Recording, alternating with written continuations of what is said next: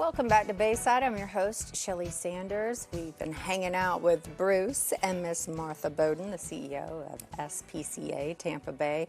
We've been talking about the inner workings of this organization. It's just boundless, really. You take in any and every animal, you find the solution for whatever that animal's issue is. If it's an alligator, if it's a cow, a donkey in the past, I don't know why I'm just so mystified by this. Like, wow, it just doesn't register. It's a busy place. You wouldn't know how diverse Tampa Bay can be. But there's a lot of love of animals. And of course, I instantly think of dogs and cats, our typical, our very typical, most common pets, for sure. So that being said, we really haven't talked too much about that because we've been caught up in the inner workings of everything and how you function. Let's talk about that, because people do identify you as like, oh my gosh, you know, we've got a cat, we want to go get a cat, we want to go get a dog, right?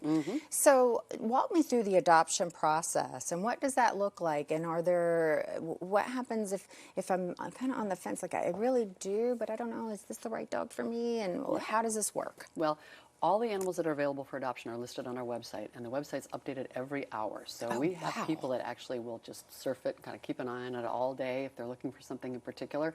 But it does help you get a sense of all the animals we have available. So yes, cats and dogs, but also turtles sometimes, and rabbits, and guinea pigs, and hamsters. So if you're thinking about a smaller pet to start, that can be a great place to kind of get familiar with what's available.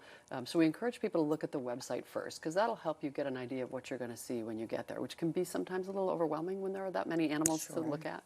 So planning your trip with a website, and also having a conversation as a family about, if we're thinking about bringing a new pet into the home, what are we really trying to do here? Are we looking for a dog that's going to go running with us? Are we looking for a companion for a cat we already have? Is it maybe our child's first pet and we want to start small with a guinea pig or a rat, perhaps? So having a conversation is a great place to start, but then you're welcome to come anytime we're open for adoptions and just look and ask questions and learn. We've got staff and volunteers that are ready there to help you.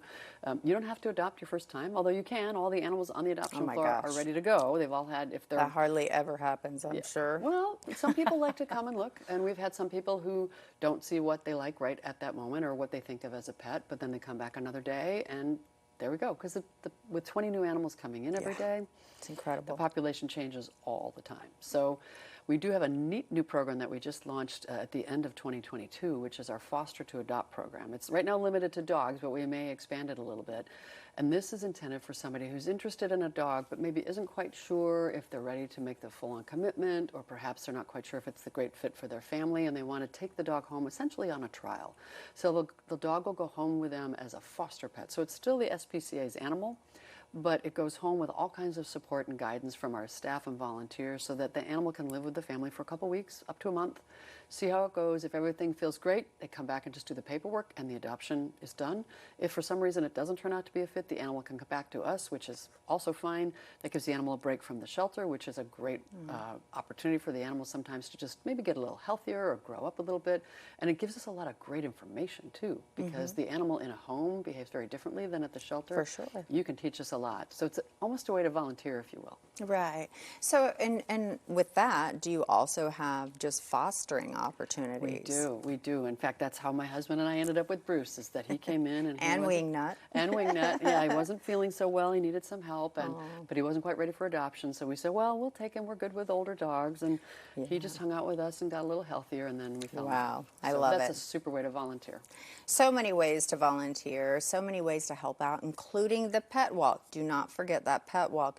Without financial support, be it through donations, be it through fundraisers like the pet walk, and be it through absolute volunteering, this organization could not be here. Over 80 years it's been around. So the community of Tampa Bay, you guys, pat yourself on the back. You're doing a great job. That is the website right there that Martha was speaking about earlier, spcatampabay.org. If you're looking for a pet, if you're looking for that another family member, this is where you want to start.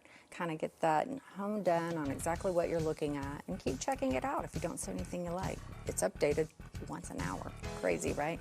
We'll be back after this. Don't go anywhere.